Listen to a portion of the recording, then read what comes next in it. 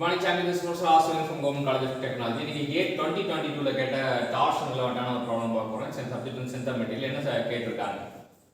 The shaft is used to transfer a power of 10 kilowatt.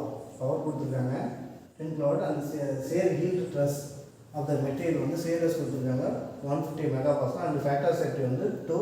The shaft rotate at 1440 rpm.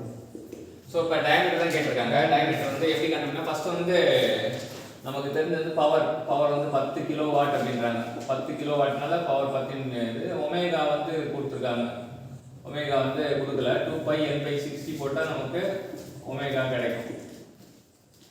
So இதுதான் வந்து இது. இப்போ அதுக்கப்புறம் இது வந்து டார்க் கண்டுபிடிக்கலாம். டார்க் வந்து T/ω போட்டால் டார்க் கிடைக்கும்.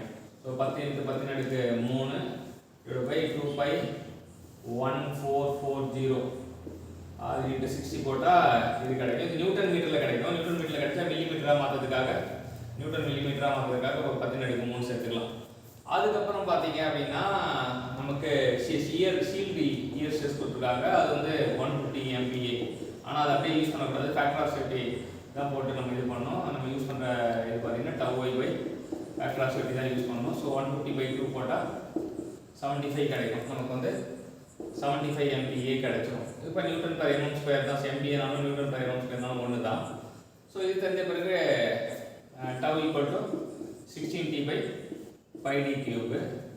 ஸோ d போட்டோம் அப்படின்னா 16 அந்த டார்க்கோட வேல்யூ இங்கே சப்ஸ்டிட் பண்ணிவிட்டு பை டவோட சப்ஸ்டிட் பண்ணிவிட்டு கியூப் எடுத்தால் நமக்கு d என்ன கிடைக்குது? 16 கிடைக்குது. ஸோ 16 mm அப்படி கிடைக்குது. ஸோ இது வந்து நார்மலாக வழக்கமாக கேட்குற இதுதான். ஆனால் இங்கே ஃபேக்டர் ஆஃப் சேஃப்டி டிசைனோட இது வந்து ஃபேக்டர் ஆஃப் சேஃப்டி மட்டும் ஒன்று எக்ஸ்ட்ரா கொண்டு வந்திருக்காங்க.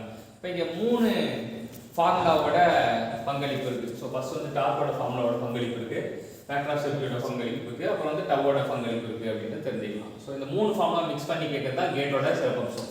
கேட்டில் இந்த மாதிரி சிறப்பான கேள்விகள்லாம் வந்து நமக்கு திரும்ப பார்க்கறதால நமக்கு என்னன்னா மூளை வந்து ஒரு யோசிக்கிற திறன் அதிகமாகும், ப்ராப்ளம் சால்விங் கெப்பாசிட்டி அதிகமாகும், கிளாரிட்டி அதிகமாகும். இந்த கிளாரிட்டி வந்து நமக்கு வந்து காம்படிட்டிவ் எக்ஸாம் ஜெயிக்கிறதுக்கும் யூஸ் ஆகும், இல்லை நம்ம டெக்னிக்கல் மண்டையாக மாறதுக்கும் யூஸ் ஆகும். Thank you sir.